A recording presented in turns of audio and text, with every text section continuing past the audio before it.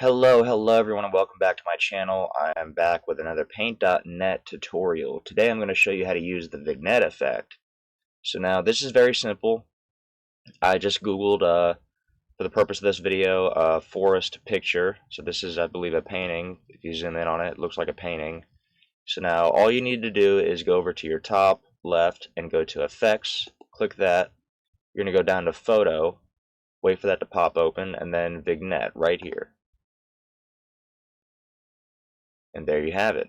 Now I usually leave it at the defaults, but you can change the radius if you'd like to make it closer, and you can also adjust the opacity of the vignette so you can make it seem like it's not as thick.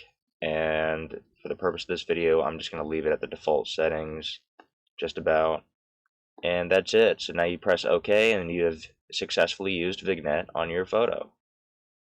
Thank you guys for watching. Like and subscribe, and I'll see you in the next one.